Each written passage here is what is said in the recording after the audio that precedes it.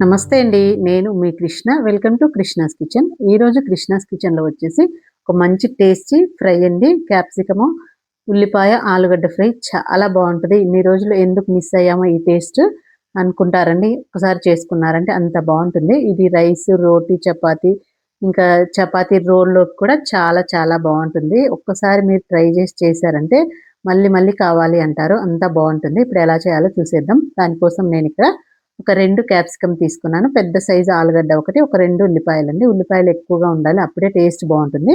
ఒక 3 పచ్చిమిర్చి ఇవన్నీ మీడియంగా కట్ చేసుకోవాలి. సన్నగా కట్ చేయొద్దు. ఈ ఫ్రైకి మీడియంగా కట్ చేసుకోవాలి. చూడండి ఉల్లిపాయలు ఇలా లావు ముక్కలుగా కట్ చేసుకోవాలి. క్యాప్సికమ్ కూడా అంతే. ఆలు కూడా ఇలాగే అండి. అన్నీ కట్ చేసి పక్కన పెట్టేసుకోండి. ఇప్పుడు స్టవ్ మీద పాన్ పెట్టుకొని ఒక 2-3 టేబుల్ స్పూన్ల వరకు ఆయిల్ వేసుకోండి. ఆయిల్ వేడెక్కిన తర్వాత ఒక ఎండుమిర్చి, ఒక టేబుల్ స్పూన్ వరకు పోపు గింజలు వేసుకొని ఇవి కొంచెం ఫ్రై చేసుకున్న తర్వాత అందులోని పచ్చిమిర్చి, మనం కట్ చేసి పెట్టుకున్న ఆలుగడ్డలు వేసుకోవాలి. ముందు ఆలుగడ్డలు వేసుకోండి. ఎందుకంటే ఆలుగడ్డలు కొంచెం ఫ్రై అవ్వడానికి టైం పట్టుద్ది కదా! ఒక 2, 3 నిమిషాలు ఆలుగడ్డలు ఫ్రై అవ్వనివ్వాలి. చిన్న మంట మీద ఫ్రై చేసుకోండి.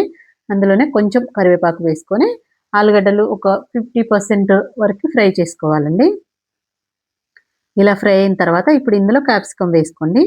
క్యాప్సికమ్ వేసుకొని ఒకసారి బాగా కలుపుకోండి. ఈ క్యాప్సికమ్, ఆలుగడ్డ 80% ఫ్రై అవ్వనివ్వాలి. మంట మీడియంగా పెట్టుకొని ఒక 10-15 మినిట్స్ చిన్న మంట మీద మధ్యలో మధ్యలో కలుపుకుంటూ ఫ్రై చేసుకోవాలి.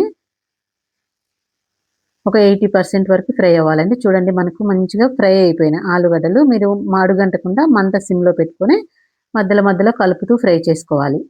అప్పుడే మనకు ఆలుగడ్డ అనేది స్టిక్కీగా అంటుకుపోకుండా ఉంటుంది.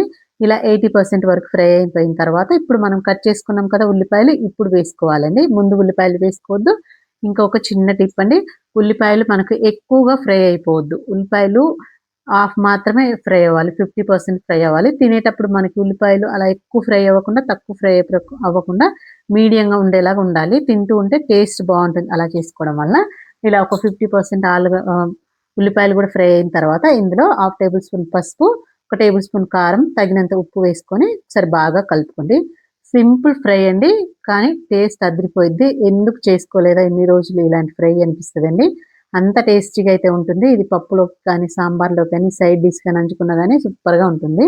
ఇలా వేసుకొని ఒక 5 మినిట్స్ వరకి ఉప్పు, కారం వేసుకున్నాక అదంతా పచ్చి వాసన పోయేంత వరకు ఫ్రై చేసుకోండి. ఇంకా మనం ఇంకా మనం ఇందులో ఎటువంటి మసాలాలు గానీ, ఇంకా ఎటువంటి ఏమీ అక్కర్లేదండి. ఇలా సింపుల్‌గా చేసేసుకుంటే టేస్ట్ అయితే చాలా బావుంటుంది. ఒక ఉప్పు, కారం ఏసిన తర్వాత ఒక 5 నిమిషాలు ఫ్రై చేసుకొని సర్వ్ చేసేసుకోండి. ఇంకా టేస్ట్ అయితే అద్దిరిపోతుంది.